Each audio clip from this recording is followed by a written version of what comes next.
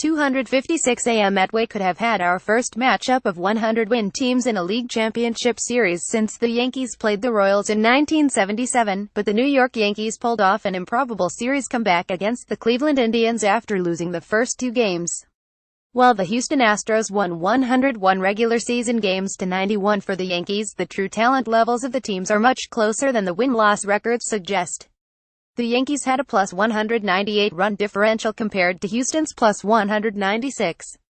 Both teams made some crucial trade acquisitions along the way, deepening both rosters. Here's a look at some key issues in the series: Astros fastball hitters versus Yankees fastball pitchers. If today's game is all about power hitting and power pitching, then this is the ultimate matchup: the Astros lineup versus that imposing Yankees bullpen. Keep up with the latest as baseball's top teams contend for the title. Ultimate Playoff Guide. Picks: Yanks, Astros and ALCS with everything. Shortstops: HR's power Yanks to ALCS. Girardi can now stop saying sorry. Strasburg shines. Nats force Game 5. Cubs doomed by bullpen's collapse. Insider ranks lineups, rotations, schedule, complete coverage. The Astros not only led the majors in batting average and isolated power, they did it while possessing the lowest strikeout rate in the league. They hit .301, .373, .525 against fastballs, best in the majors, and also had the lowest strikeout rate against fastballs. Against the Red Sox, they hit .333 with 8 home runs in 4 games, so they're also coming off a big series on offense. Their top fastball hitters: Marwin Gonzalez .361, .422, .664, Jose Altuve .362, .439, .605, George Springer .324, .413, .604, Carlos Correa .329, .409, .590. So that's a fearsome foursome.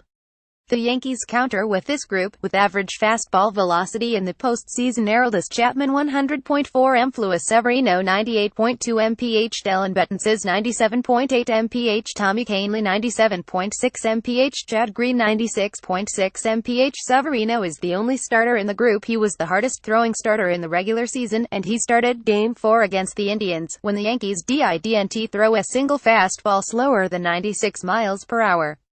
The list doesn't even include David Robertson, who checks in with a 92 miles per hour cutter and wipeout curveball and came up huge in both the wildcard game with 3 1/3 scoreless innings and the clincher against the Indians with 2 2/3 scoreless innings. Heck, it doesn't include Adam Warren, who posted a 2.35 ERA and is the 6th guy out of the pen on this team. So how do you attack the Astros? Here's a key to the Houston approach: they had the second lowest rate of pitches per plate appearance. Here's the hard part, however: that doesn't mean they go up there hacking just to make contact. They were middle of the pack, 15th on swing rate on an 0-0 count. What they're really good at is hunting out those fastballs. They even hit .280, .357, .467 against 95-plus heat. Oh, then there's this: they also had the best WOBA and lowest strikeout rate in the majors against off-speed pitches. The ALCS boasts a clash between two of the league's leading MVP candidates, Aaron Judge and Jose Altuve. Bob Livey Getty Image show: will A.J. Hinch manage his bullpen?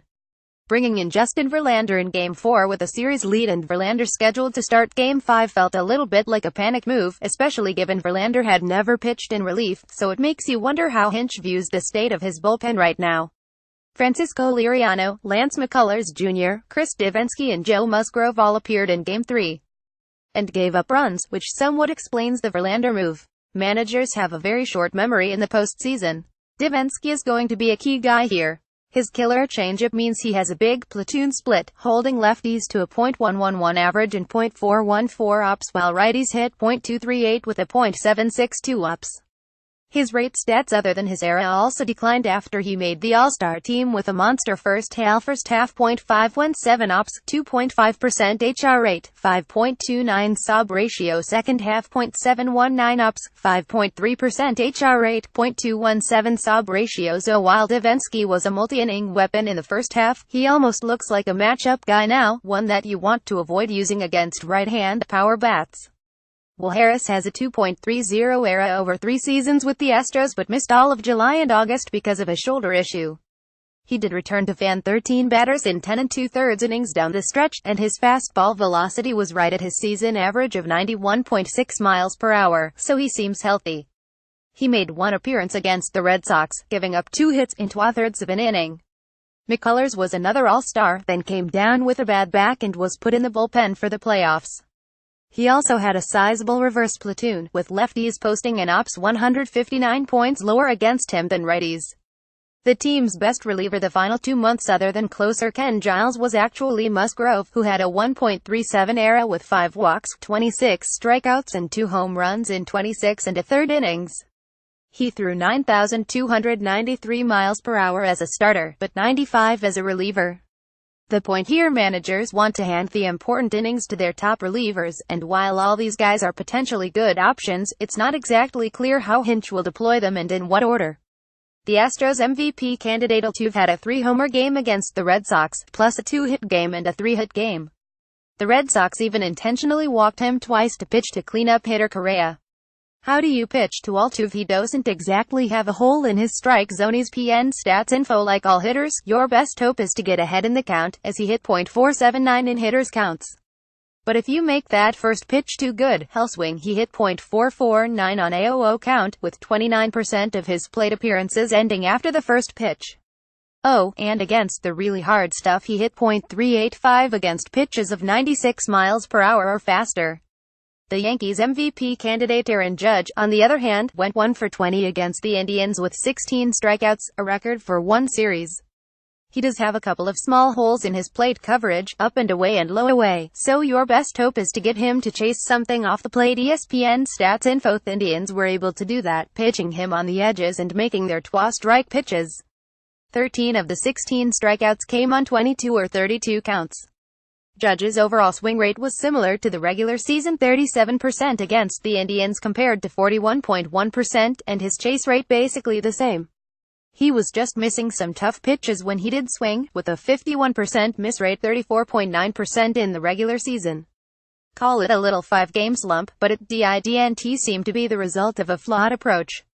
The starting pitchers on paper: this is Houston's big advantage, with Dallas Keuchel and Verlander slated to start the first 2 games. Brad Peacock didn't have great results in his playoff start, but had some bad luck on balls in play in that game. He did have a great stretch of starts the final 2+ months, giving up 2 or fewer runs in 10 of 13 starts. Charlie Morton is no longer a sinker baller looking to get ground ball outs, but a guy with a 95 miles per hour fastballs and big curveball. The Yankees have a couple of options in the first 2 games. They could skip Sonny Gray and go with Masahiro Tanaka and Severino on regular rest, pushing Gray all the way back to Game 4, lining up CC Sabathia to start Game 3 and a potential Game 7. The surprising part of the Yankees' win over the Indians was that Girardi didn't actually utilize a quick hook with his starters. Tanaka pitched 7 innings in a 10-Game 3 victory. Severino also pitched 7 innings in Game 4, albeit with a bigger lead. Girardi let Sabathia give up 4 straight hits in the 5th inning of Game 4, turning a 30 lead into a 32 lead. If Robertson doesn't escape the jam with a double play on Francisco Lindor, that game might turn out a lot different, and Girardi's slow hook with a rested bullpen would have been as controversial as his Game 2 replay blunder. The Astros, however, have a much stronger lineup than the Indians. Girardi might have to manage his bullpen with a little more urgency in this series. That includes the first 2 games. With starters Jamie Garcia and Jordan Montgomery also in the bullpen, Girardi can have a quick hook knowing he has 2 potential long guys if needed to mop up some innings and save his other guys. Likewise, while Hinch will understandably have a longer leash with Keuchel and Verlander, he had very quick hooks with Peacock and Morton, even though the Astros were up in the series in those games. Prediction: Chapman looks unhittable right now, and while the pen had that one hiccup in Game 2 against the Indians, it's so deep and so good that the Astros are going to have to score runs off the Yankees starters to reach the World Series. That's what they did against Boston, scoring 16 runs in 11 and a third innings against the Red Sox rotation. They do it again, taking the series in 6 games, with Verlander pitching a gem in the clincher.